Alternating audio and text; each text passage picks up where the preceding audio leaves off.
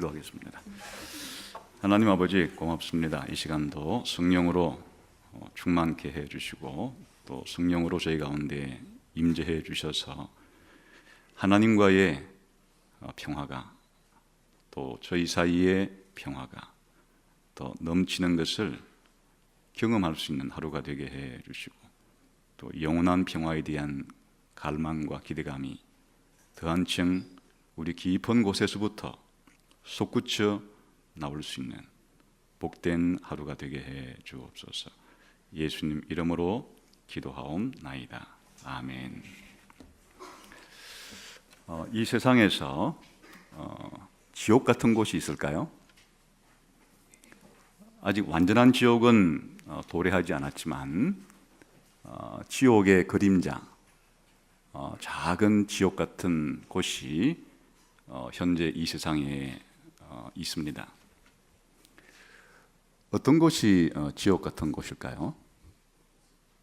서로 다투는 곳에, 서로 싸우는 곳에 지옥이 있습니다.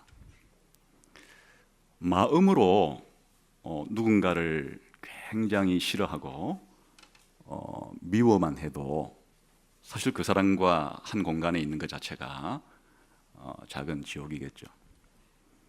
거기다가 말다툼까지 했다면, 험한 소리를 서로 주고받았다면 더한 지옥이 될 겁니다.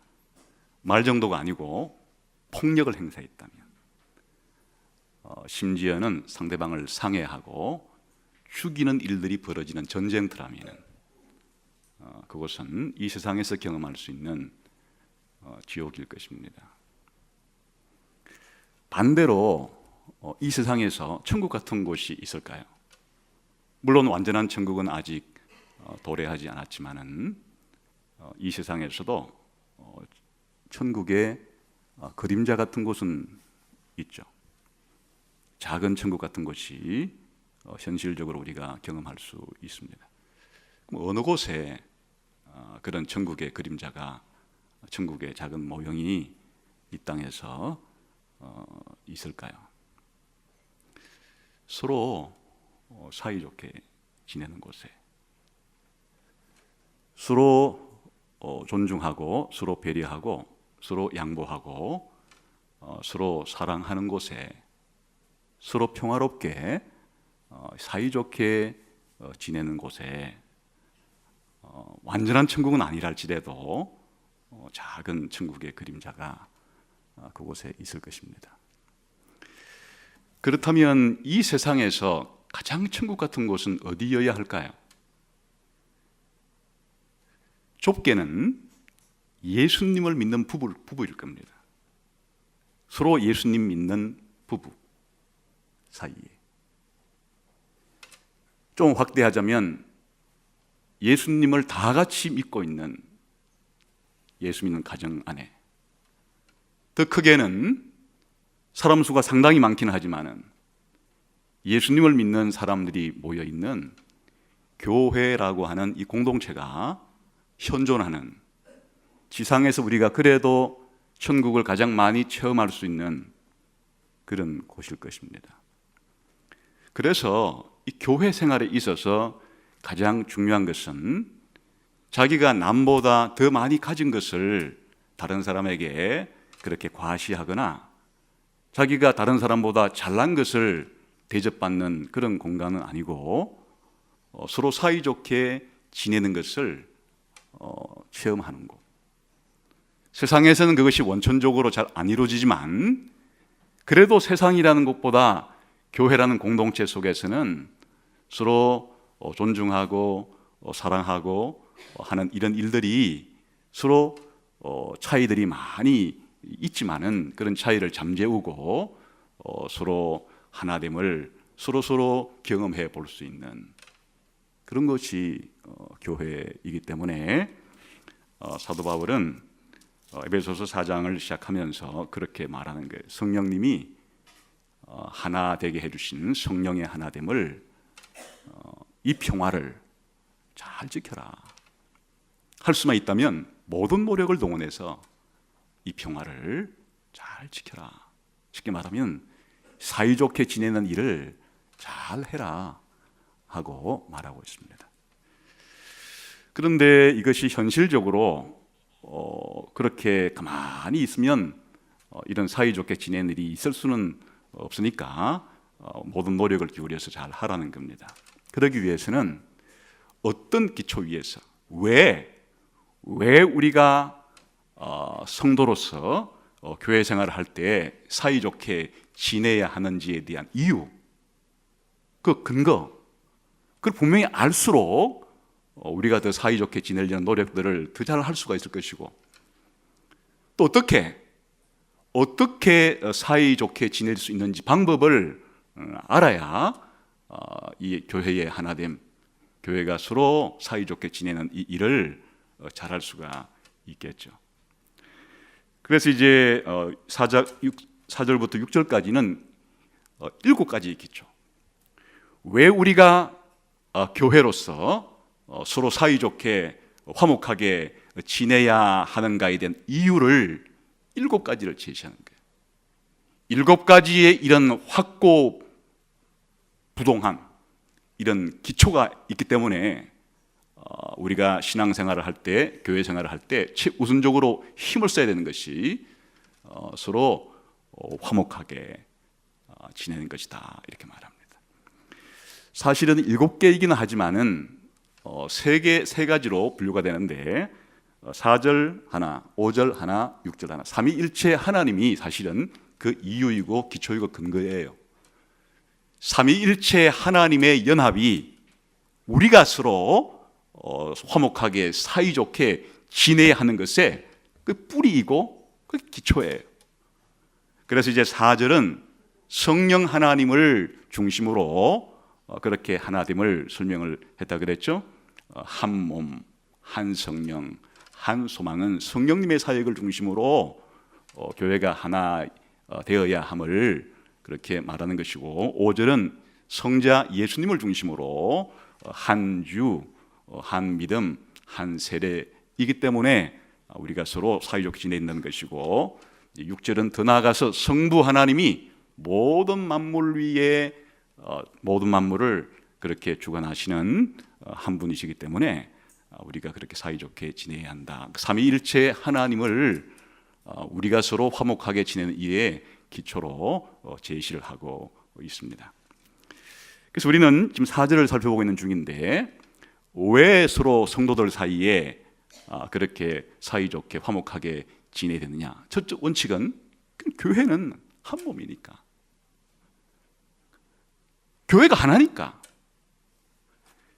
교회는 수많은 사람들이 모여있지만 그냥 본질이 하나니까, 그리스도 예수를 믿는 순간에 예수님과도 하나가 되고 다른 예수 믿는 성도들과도 하나가 되기 때문에, 한 몸이 되기 때문에, 그냥 하나라는 것 자체가 교회의 본질이기 때문에, 그래서 우리가 함께 매주 얼굴을 맞대고 살아가는 이 지역교회의 삶 속에서 이 하나됨을 밖으로 잘 드러내는 것, 그리고 우리가 이 하나됨을 잘 경험하는 것, 이것이야말로 우리 교회가 하나라고 하는 이 본질을 가장 잘 드러내는 일이 되겠죠. 그런데 그 다음에 한 성령이라고 하는 것은 바로 교회가 한 몸 되었다는 것과 무슨 관계가 있는 걸까? 쉽게 말하면 이렇게 생각해 볼 수가 있어요. 우리가 이 몸이 지체가 많지만, 사지백체가 온 많은 지체들을 가지고 있지만은, 이게 우리의 영혼이 몸에 연합되어 있을 때 이 모든 사지백체가 서로 하나됨을 유지할 수가 있죠. 만일 생명이 빠져나가면, 우리의 영혼이 육체를 떠나버리게 되면 이 한 몸은 완전히 와해되고 말죠. 서로 유기적으로 조화를 이루고 하나 되었던 몸들은 전부 다 기능들을 다 상실하고 말듯이, 성령님이 한 몸 됐다는 것과 무슨 관계가 있는가 하니까, 신자들을 한 몸으로 만드시는 분이 성령님이에요. 또 한 몸 된 성도들이 한 몸을 유지할 수 있도록 힘을 주는 분도 성령님이에요.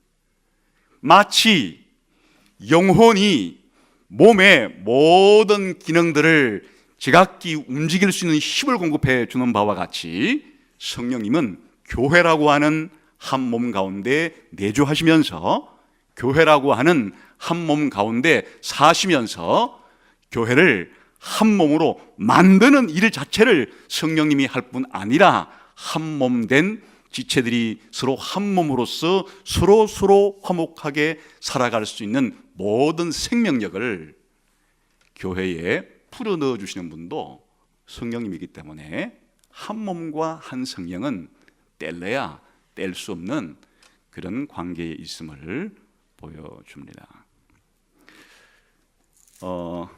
이미 읽었던 에베소서 앞부분에서 이 부분을 설명하고 있는 것이 있으니까 우리 한번 보도록 합시다. 2장으로 가보겠습니다. 먼저 교회가 한 몸이고 성령께서 교회를 한 몸으로 만드시고 이 한 몸의 기능을 잘 하게 한다는 것을 한번 우리 2장 11절부터 18절까지 읽어보면서 확인을 해보겠습니다. 시작. 그러므로 생각하라. 너희는 그때에 육체로는 이방인이요 손으로 육체에 행한 할례를 받은 무리라 칭하는 자들로부터 할례를 받지 않은 무리라 칭함을 받는 자들이다. 여기 보니까 벌써 분리와 분열과 다툼이 있죠. 이방인과 유대인 사이에 넘을 수 없는 분리의 장벽이 있어요. 이것은 할례가 유대인들은 자신들은 할례를 받은 하나님 백성이고 이방인들은 할례도 받지 아니하는 존재들이니까 함께 교제할 수 없다.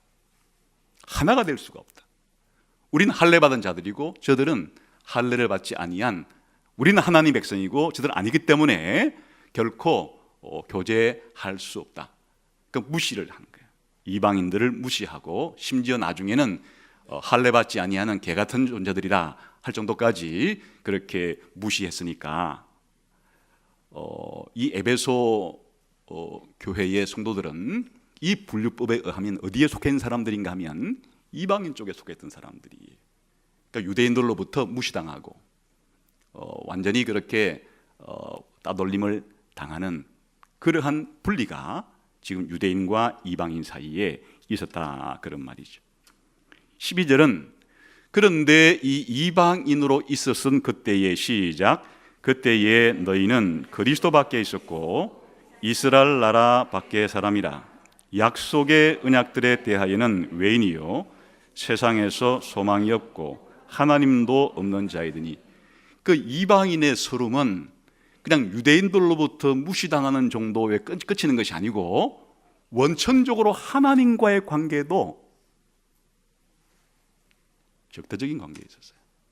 그리스도 밖에 있었고 하나님이 없었고, 유대인들과의 관계에 있어서 무시를 당했던 것은 하나님이 유대인들에게 먼저 하나님의 계획을 보여주었기 때문에, 하나님의 계획과 목적을, 이 세상 경영의 방식을 아브라함을 통해 유대인들에게 하나님이 먼저 알려주시고, 사실은 유대인들만을 위한 하나님은 아니었어요. 하나님이 아브라함을 택한 것 자체도 너를 통하여, 너의 후손을 통하여 천하 만민이 복을 받게 할 거라는 것이니까 하나님의 계획은 천하 만민 모두 가운데서 하나님 백성을 만드는 것이었으므로 하나님은 유대인만을 사랑하겠고 이방인은 버리겠다, 그런 계획을 가진 적도 없고 또 그런 계획을 말씀한 적도 없어요.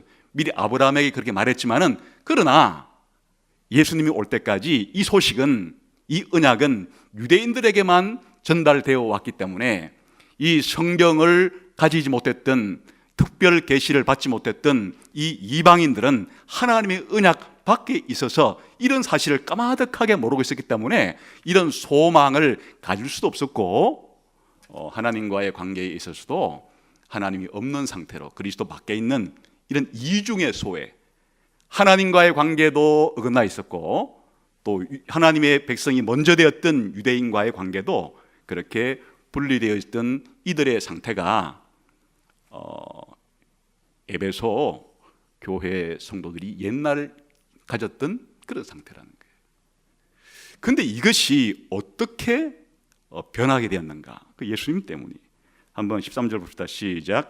이제는 전에 멀리 있던 너희가 그리스도 예수 안에서 그리스도의 피로 가까워졌느니라. 이렇게 하나님의 언약도 없이 소망도 없이 하나님도 없이 그리스도 밖에 있었던 그들이 이제는 예수님이 오심으로 새 시대가 열렸어요.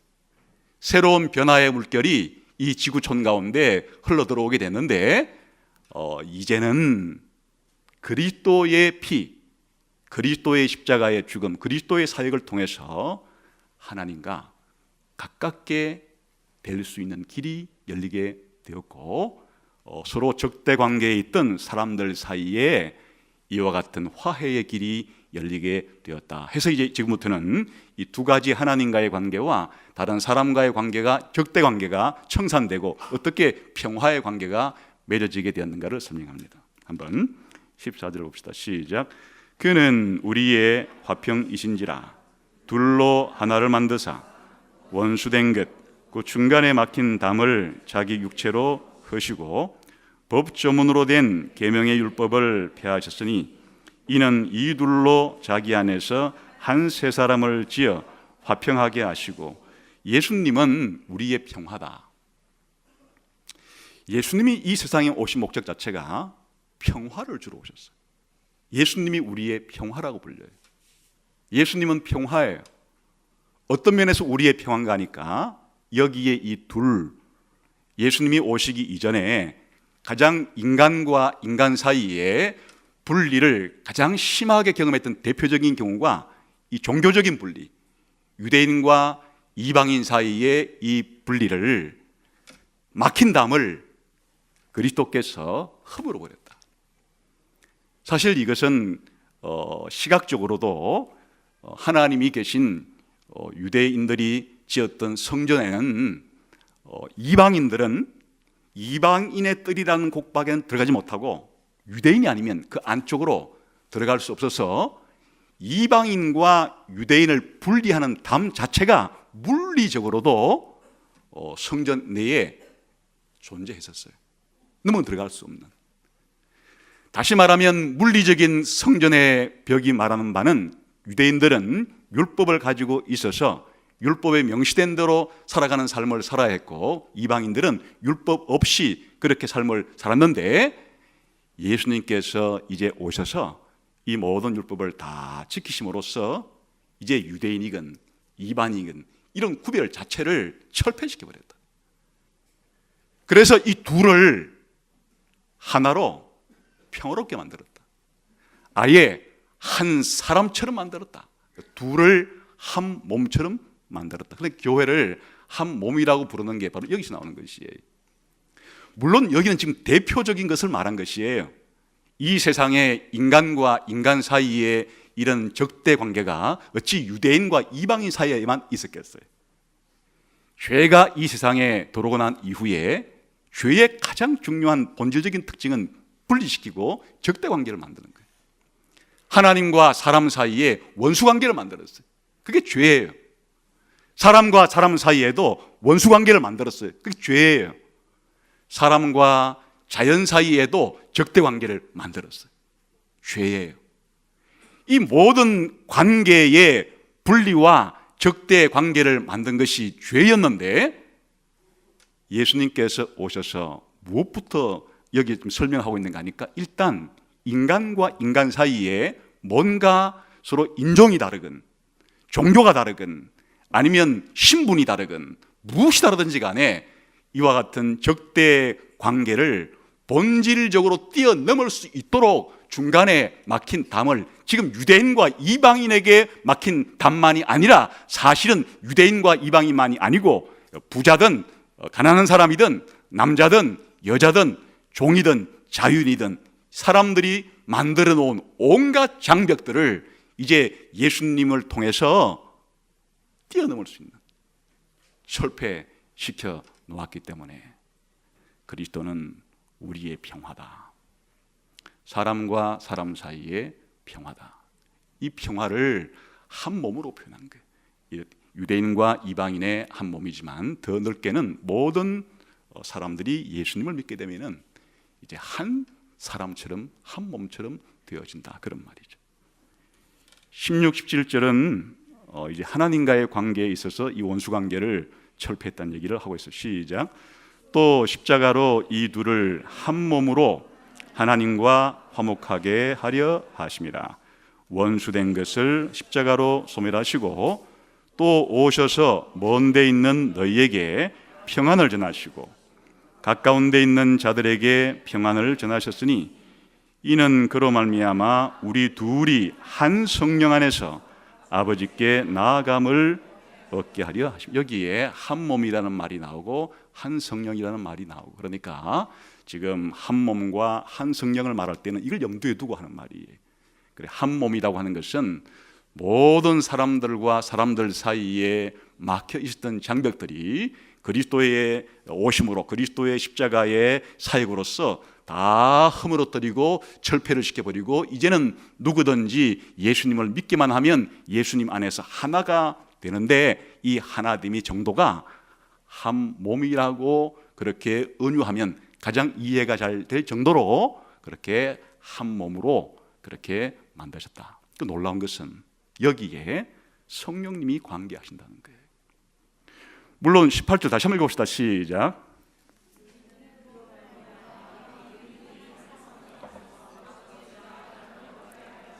여기에 삼위일체 하나님이 다 관계하시죠. 그로 말미암아라는 것은 예수님 말하는 거고, 예수님으로 말미암아 우리 둘이 한 성령 안에서 아버지께 나아감을 얻게 하려 하심이라. 하나님과 원수되었던 상태에 있던 이 둘이 어떻게 하나님의 임재 앞으로, 하나님의 존전 앞으로 나갈 수가 있게 되는가? 마치 고대 사회에 왕이 왕궁에 살고 있죠. 그러나 그 왕궁에는 철통 같은 병력들이 지키고 있어서 일반인들이 자기가 들어가고 싶다고 해서 왕궁문을 제끼고 왕이 거하는 곳에 가서 왕에게 아련하고 구할 수 있는 것이 아니에요. 또 종교적으로 말하면 그 성전의 지성소에 하나님이 계시는데 사람들이 자기가 가고 싶다고 해서 성전문을 열고 지성소로 들어가서 하나님께 아련할 수 있는 것이 아니에요. 하나님의 살아계심을, 우리가 하나님의 현존을 그렇게 깊이 인식하고 하나님과의 친교 속으로 하나님과 교제 가운데 하나님께 우리가 아련해서 기도할 수 있는 이런 일들은 삼위 하나님께서 해주신 일 때문에 가능하게 됐는데, 아까 일단 하나님과 우리 사이의 원수관계를 허물어뜨린 것은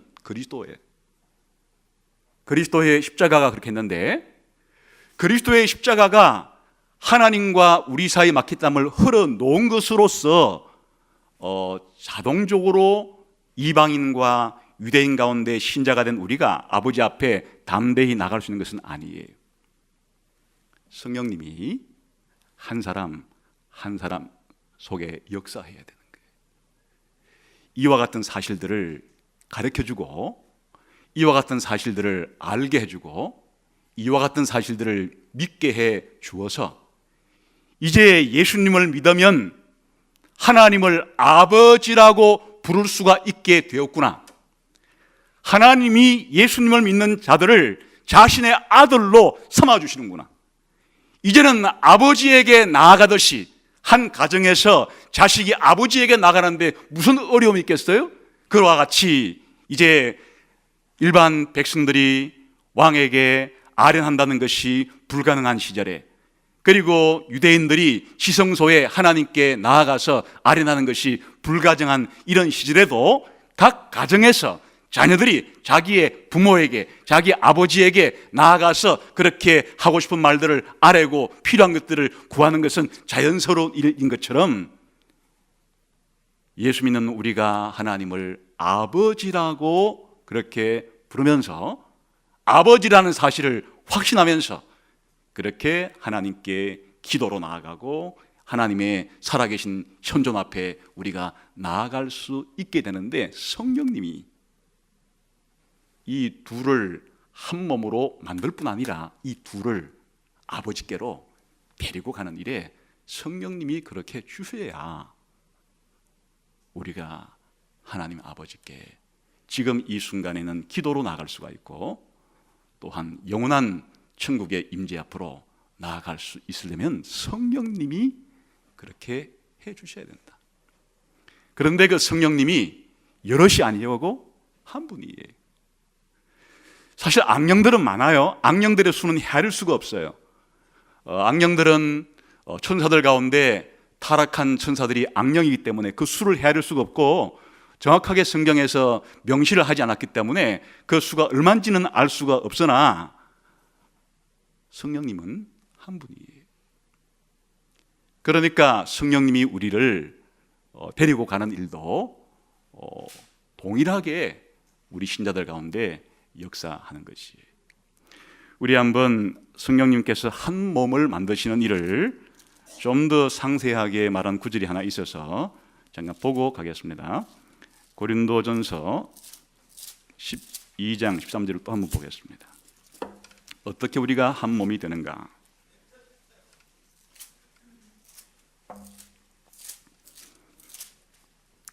(12장 13절) 읽어봅시다. 시작. 우리가 유대인이나 헬라인이나 종이나 자유인이나 다 한 성령으로 세례를 받아 한 몸이 되었고 또 한 성령을 마시게 하신다니. 여기 보니까 한 몸과 한 성령과의 관계가 어떠한지를 보여주고 있죠. 우리가 원래는 다 따로따로예요. 어떤 사람은 유대인, 어떤 사람은 헬라인, 서로 관계가 안 좋죠. 어떤 사람은 자유인, 어떤 사람은 종, 신분이 다르죠. 심지어 여기에 더 다양하게 말한다 그러면 온갖 종류의 서로 간에 사이가 벌어질 수밖에 없는 여러 가지의 이런 각종 각양의 사람들이 있는데, 어떻게 이 각종 각양의 사람들이 한 몸이 되는가? 여기에 한 성령께서, 한 성령에 의해서 우리가 한 몸이 된다. 그런데 재미난 표현을 썼죠. 한 성령으로 세례를 받는다. 완전히 시각적으로 표현하게 되면 한 성령 안에 푹 잠기게 된다. 또 그 다음에는 거의 같은 뜻을 어떻게 다르게 표현하고 있는가 하니까 한 성령을 마시게 된다. 한 성령 안에 우리가 푹 잠기게 되어야 각각 따로따로였던 우리가 한 몸이 된다. 한 성령을 마셔야 따로따로였던 우리가 한 몸이 된다. 그러니까 한 몸이 될 수 있는 다른 방법은 없고, 한 성령님만이, 우주에 존재하시는 한 분 성령님만이 우리들을 그리스도의 몸이라고 하는 한 몸으로 만드시는 일을 하시는 분은 성령님이신데, 지금 시각적으로 성령 안에서 푹 잠긴다고 표현하든지 성령을 마신다고 표현하든지 성령님에 의해서 우리가 하나가 된다, 그런 말이에요. 지금 저와 여러분과 여러분 사이에 얼마나 다른 게 많습니까? 그런데 우리가 한 교회, 그리스도 안에서 한 몸이라고 이렇게 확신할 수 있는 것은 누가 그렇게 해주셨는가? 성령님이 저와 여러분들을 한 몸으로 만들어 주셨기 때문이다. 그래서 이제 이 표현도 어렵죠. 그러니까 우리가 성령으로 세례받는다는 말과 성령을 마신다는 말 자체가 비유적인 표현이기 때문에 이 말이 뭘 의미하는지가 어려워요. 한마디로 아주 쉽게 말하면 성령님이 그 사람 속에 내주한다는 말이에요. 최초로 성령님이 한 사람 속에 그렇게 들어오실 때, 성령님이 내주하실 때, 이 성령님이 한 사람 속에 내주하시는 사건은 곧 성령님이 그 사람을 그리스도의 한 몸으로, 그리스도의 몸으로 가입시키는 것과 같은 의미예요. 우리 한번 성경 구절 중에서 중요한 몇 군데를 보겠습니다. 로마서 8장을 한번 보겠습니다. 성령으로 우리가 한 몸 된다는 표현을 다른 방식으로 한번 살펴보겠습니다. 로마서 8장 9절 11절을 보겠습니다. 한번 읽어봅시다. 시작. 만일 너희 속에 하나님의 영이 거하시면 너희가 육신에 있지 아니하고 영에 있나니 누구든지 그리스도의 영이 없으면 그리스도의 사람이 아니라. 여기 보니까 예수 믿는 사람의 가장 정확한 정의, 어떤 사람이 예수 믿는 사람이냐, 어떤 사람이 그리스도와 연합된 사람이냐라고 말할 때 가장 중요한 정의는 성령님이 하나님의 영이라 불리기도 하고 그리스도의 영이라고 불리기도 하는데, 성령님이 어디 계신다? 그 사람 안에 계셔야 그리스도의 사람이고, 성령이 없으면 그리스도의 사람이 아니다. 다시 말하면 교회가 하나 되기 위한 가장 중요한 기초는 성령님이 그 사람 속에 있는 사람이어야 하나됨이 이루어지는 것이에요. 사람은 성령님이 그 안에 내주해서 살아가고 계시는 사람과 성령님이 그 안에 계시지 않는 사람으로 분류가 된다. 다시 말하면 그리스도 안에서 우리가 하나가 되기 위한 가장 중요한 조건은 성령님이 그 사람 안에 계셔야, 내주하셔야, 성령님께서 그 사람을 그리스도에게 접붙이기 때문에 그리스도 안에서 한 몸이 되어진다. 이것도 좀 어려우면 고린도전서를 한번 보겠습니다. 고린도전서 6장 19절을 한번 가보겠습니다.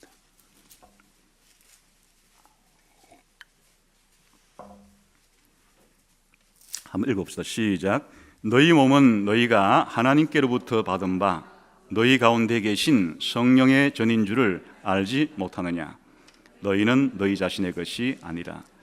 여기 보면 예수 믿는 개인을 가리키는 것입니다. 예수 믿는 개인이 하나님이 거하시는 성전이다 이렇게 말하는데, 왜 예수 믿는 한 사람 한 사람이 성전인가 하면, 아까 로마서 8장에서 보았듯이 그리스도의 영, 성령이 그 안에 계세요. 내주한다는 말이 우리 가운데 거주하시면서 사신다는 말인데, 그렇기 때문에 성령님이 그한 공간을 성전이라 그러죠. 예수 믿는 한 사람 한 사람은 성령님이 거하시는 사람이기 때문에 쉽게 말하면 성전이다.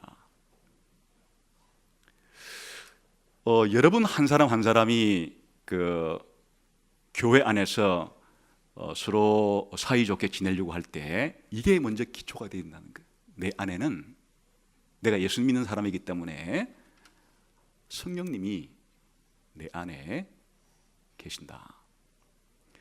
상대방 예수 믿는 저 사람도 성령님이 거하시는 성전이다. 이것이 분명하게 인식이 되어야 된다는 거예요. 한번 고린도전서 3장 16절에 가보겠습니다. 앞부분에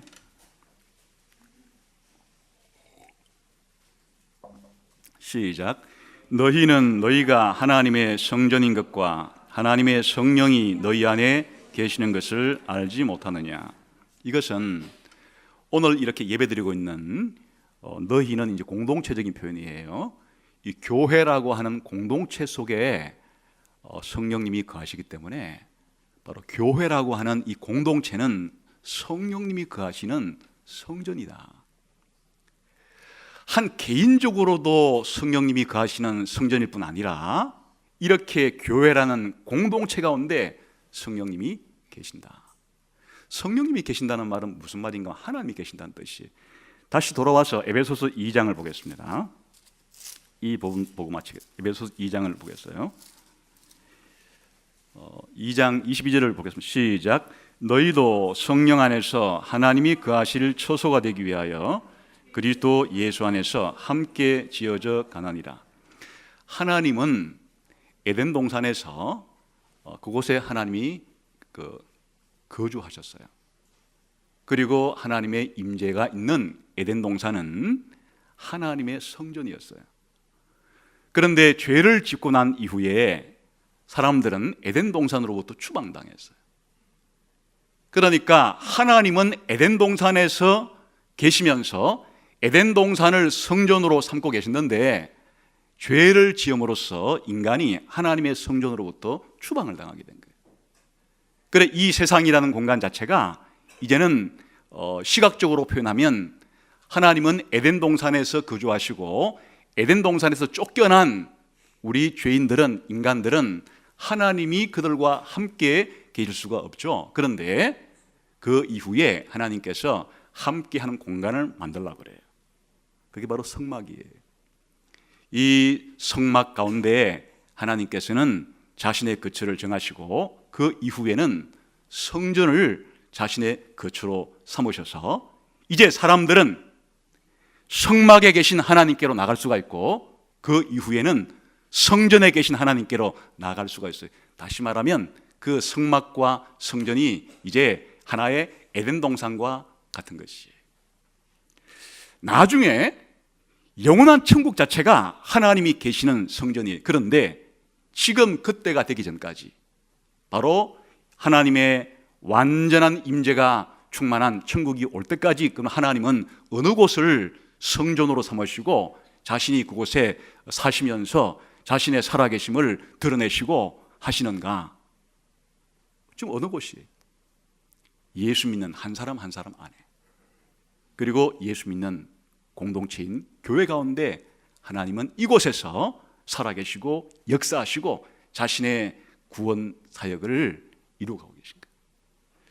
다시 말하면 하나님은 온 우주에 아니고 신 곳이 없으시지만 살아계신 하나님을 생생하게 그렇게 드러내어 주시면서 하나님 안에 들어와 있는 사람들이 하나님과도 아버지라고 부르면서 교제하게 하시고 또 하나님 믿는 사람들끼리 그렇게 서로 사이좋게 지내게 하시는 공간이 현재 이 세상에서는 바로 교회라는 곳이에요. 교회가 천국의 현재적인 형태이고 교회가 천국의 평화와 천국의 사랑과 조화를 경험하기도 하고 드러내기도 하는 이 땅에서의 아주 유일한 곳이 교회라는 공동체예요. 그래서 이 모든 일의 기초는 바로 성령님이 우리 신자 안에, 교회 안에 거하시는데, 성령님이 거하신다는 얘기는 곧 하나님께서 성령님을 통해서 우리 안에 거하신다는 얘기예요. 그리스도께서도 성령님을 통해서 우리 안에 계신다는 뜻이에요. 그러니까 성령님이 우리 안에 계시다는 것은 아버지와 아들과 성령 삼위일체 하나님이 우리 안에 계신다는 것이에요. 그러므로 교회가 가장 힘써야 될 것은 바로 삼위 하나님이 계시는 곳이 천국인데, 현재 이 세상에서 이 천국에 가장 경험할 수 있는 공간 자체인 교회가 힘써야 될 것은 그러므로 뭐라고요? 하나됨을, 서로 사이좋게 지내는 이 일을 힘씀으로써 천국의 모습을 경험도 하고 드러내기도 해야 한다, 그런 뜻이죠. 그래서 우리가 지난번에 보았던 방법을 알려준 겁니다. 그러면 성령님이 우리 안에 계시고 우리가 성전이라는 말은 무슨 말인가? 성령님이 계신 사람들 속에는 열매가 드러난다. 그 열매가 뭐죠? 사랑과 기쁨과 평화, 오래 참음과 자비와 양성과 충성과 온유와, 어디 다 있는 말들이죠. 너희가 서로 겸손하고 온유하고 오래 참고 서로 사랑으로 용납하고 평화에 매는 줄로 하나 되기를 힘써. 전부 다 누가 주시는 선물들이에요? 사랑, 평화, 그리고 온유, 서로 이와 같은 일들이 성령님이 계신 사람들 가운데서는 바로 드러나야 될 열매들이다, 그런 말이죠. 그래서 우리 교회는 모름지기 무엇보다도 이 성령님이 우리를 그리스도의 한 몸으로 만들어 주었고 또 우리 안에 거하시기 때문에 이 교회라는 공동체 속에서 이와 같은 서로 사이 좋은 천국의 모습이 가장 잘 드러나야 될 곳이다. 그래서 아무렇게나 되는 것은 아니고 자기를 낮추고 상대방을 높여주고, 또 자기 권리를 남용하지 말고 자기 권리를 철저히 주장하지 말고 할 수 있는 대로 배려해주고 양보해주고, 좀 화나는 날이 있더라도 적절하게 화를 내야지, 화를 전혀 안 낸다는 것은 인간이 아니라는 뜻이기 때문에 화가 날 때는 화를 내야 되는 것이, 그러나 그 화를 내는 것 자체가 오래 참음이라고 표현되듯이 그렇게 이 화내는 것을 어느 정도는 절제하면서 그렇게 살아가야 된다는 뜻이고, 서로 상대방의 다른 점들을 받아주고 이해하고 하면서 이렇게 살아갈 때 교회의 한 몸됨이 한 성령에 의해서 유지되고 또 잘 지켜지게 될 거다, 그런 뜻이에요. 그래서 이제 앞으로 읽어보면 알겠지만 계속해서 우리가 살아가는 데는 성령 충만이 필요해요. 부부 사이의 관계를 잘 맺는데도 성령 충만이 필요하고, 부모 자식 관계를 잘 맺는데도 성령 충만이 필요하고, 종과 자유인 사이의 관계를 잘 맺는데도 성령 충만이 필요하고, 물론 성도와 성도가 사이좋게 서로 겸손하고 온유하고 오래 참고 서로 사랑 가운데 평화에 매는 줄로 하나됨을 힘써 지키려고 해도 성령이 충만해야 하고, 성령 충만하게 되면 안 보이던 것들이 보이고 안 들린 것들이 들리고 이상한 기적들을 행하는 것이 아니라 성령 충만이 있는 곳에 평화가 있고 화해가 있고 화목이 있다. 성령이 역사하지 아니하는 곳에 분열과 다툼과 싸움과 불화가 있다. 그러므로 한 성령님이 한 분이신데, 이 한 분인 성령님이 사람들 가운데 뭘 만들기를 원하시는가? 바로 성령님이 하시려고 하는 것은 그리스도께서 만들어 놓은 하나님 사이의 평화와 사람 사이의 이 평화를 잘 지키게 하시는 일이 성령님이 우리한테 주신 중요한 사명이고, 또 그렇게 만들어 주시는 분이다, 그런 말이죠. 그래서 여러분, 예수 믿는 우리의 가정이 직업이 뭐든지 간에 예수 믿는 부부 사이에 불화가 지속되는 것은 좋은 일 아니죠. 성령 충만과는 거리가 멀다는 뜻이죠. 부모 자식 사이에 있어서도 예수 믿는 가정에 있어서 아직 이럴 수는 있을 것이에요. 아직 자녀들 가운데 성령님께서 자녀들 가운데 중생을 시켜주셔서 내주하지 아니하신 자녀가 있게 되면은 본질적으로 하나 될 수가 없으니까 아직 원천적으로 이 하나됨을 누릴 수 없는 그런 관계도 있을 수는 있겠어요. 그럴 때 우리들은 우리 예수 믿는 우리 가정 전체가 다 성령의 내주하심을 체험하고 성령의 하나 되심을 통해서 비록 작은 규모이지만은 그렇게 하나됨을 사이좋게 지내기를 그렇게 기도해야 하고, 또 교회에 와서도 우리가 알고 있는 지식이 뭐든, 내가 가진 재능이 뭐든, 내가 사회에서 가지고 있는 직업이 뭐든 이런 차이를 서로 간에 존중해 주면서 이해해 주면서 무엇보다 한 성령을 우리가 공동으로 모시고 있는, 한 성령이 우리를 하나로 묶어주었다고 하는 이 사실에 기초해서 서로 사이좋게 지내려고 애를 쓰는 것이 교회 생활에 있어서 무엇보다 중요한 것이다 하는 것을 말하고 있습니다. 우리 교회 가운데서도 성령님께서 더 충만하셔서 우리 사이에, 성도와 성도 사이에, 또 집에 돌아가서는 예수 믿는 우리 가족 사이에 이런 화목이 더 충만하게 되기를 주님의 이름으로 축원합니다. 기도하겠습니다. 한 성령께서 내 안에 계시다고 있는 사실, 그리고 우리 안에 계시다는 것이 우리가 서로 사이좋게 지내야 될 가장 중요한 기초임을 오늘 함께 생각했습니다. 하나님, 우리 가정에도 우리 교회에도 지금도 하나됨을 힘쓰고 있지만 더 풍성하게 이 하나됨이 넘치게 해 주옵소서. 같이 한번 기도하겠습니다.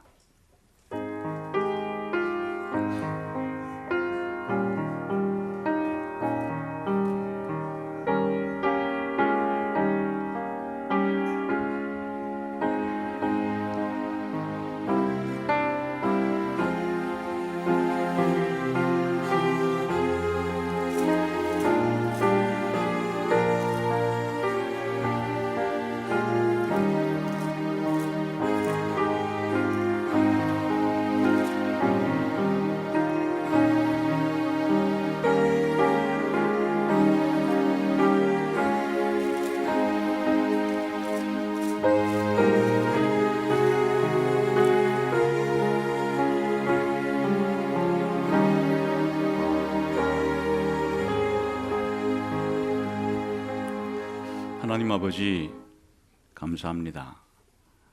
무엇 하나 같은 것이 없는 저희들인데 성령님께서 우리를 성전으로 삼아 주시고 또 우리 교회를 성전 삼아 주셔서 우리 가운데 계시고 우리와 함께 사시면서 우리로 하여금 이 화목을, 이 평화를 잘 유지할 수 있도록 권면하시고 또 힘 주시는 것을 감사합니다. 세상에 살아가는 동안에 그리스도께서 만드신 평화, 성령이 제공해 주시는 이 평화를 누리는 것이 우리 삶의 중요한 가치가 되고 또 중요한 목표가 되게 해 주옵소서.